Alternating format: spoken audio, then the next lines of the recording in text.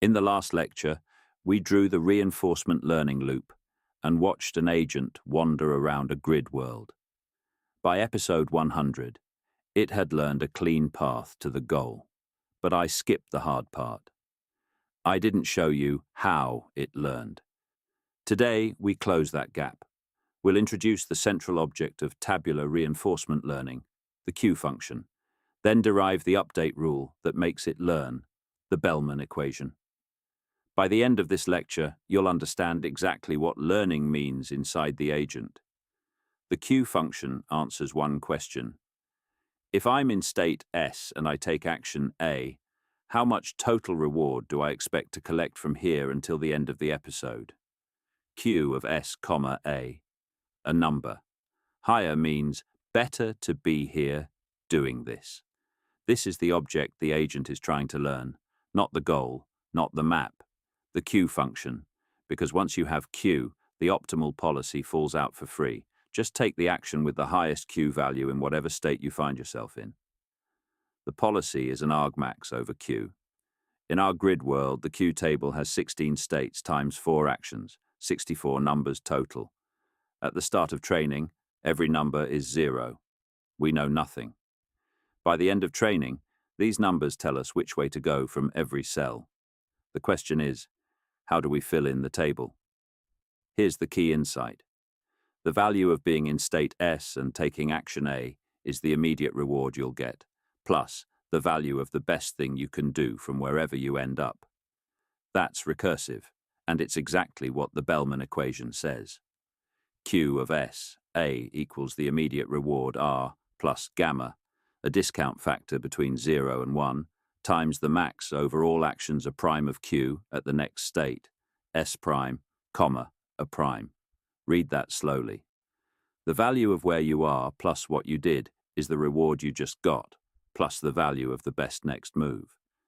It's a recurrence relation on the Q function. This is the equation the whole field sits on. And the Q learning algorithm is just a way of solving it by repeated experience. In practice, we don't know the true Q function. We're estimating it from experience. So we nudge our current estimate toward the Bellman target every time we take a step. The update rule is this. Q of S, A gets replaced by Q of S, a plus alpha, a small learning rate, times the temporal difference error, the Bellman target minus our current Q estimate. Alpha controls how aggressively we update. Small alpha, slow and stable. Large alpha, fast but noisy. In our grid world, alpha equals 0.15 works well. That's it. That's Q learning. One line of math, applied at every step of every episode, is enough to converge to the optimal policy. No neural networks, no deep learning, just a table and a rule. Now for the payoff. Let me show you what this algorithm actually does over time. At episode 1, all Q values are 0. The agent is walking around randomly because every action has the same expected value, namely 0. Watch what happens after just a few episodes. The cells adjacent to the goal light up first. The agent reached the goal, got its +1 reward, and that signal backed up one step into the state and action that led there. By episode 20, the value has propagated 2 or 3 steps out. Cells near the pit have turned red. The greedy policy arrows start to align toward the goal. By episode 200, the entire grid is filled in. Every cell knows roughly how valuable it is. Every arrow points along the shortest safe path to the goal. The agent has, in a precise mathematical sense, solved the environment. Notice something. The value propagates backward. From the reward source, one step at a time, outward through the state space. This is the geometric fingerprint of the Bellman equation in action. One subtlety I glossed over. If the agent always takes the greedy action, always the argmax of Q, it can get stuck. Imagine the agent stumbles into a so-so path to the goal early on. It keeps taking that path, accumulating reward, never trying alternatives. It might never discover a much better route that's right next door. The fix is called epsilon greedy.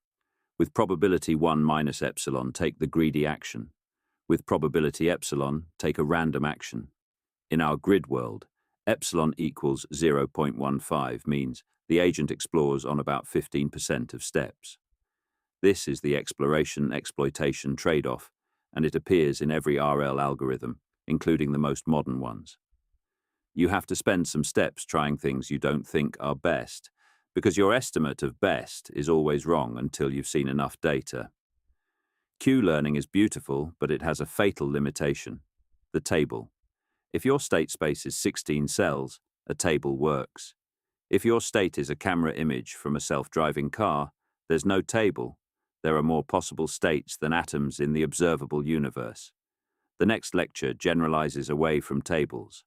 We'll replace Q with a neural network, which gets us deep Q learning. And then we'll flip the problem entirely. Instead of learning values and deriving a policy, we'll learn the policy directly. That's policy gradients, and it's where modern RL, including the methods behind ChatGPT's RLHF training, actually lives. See you in Lecture 3.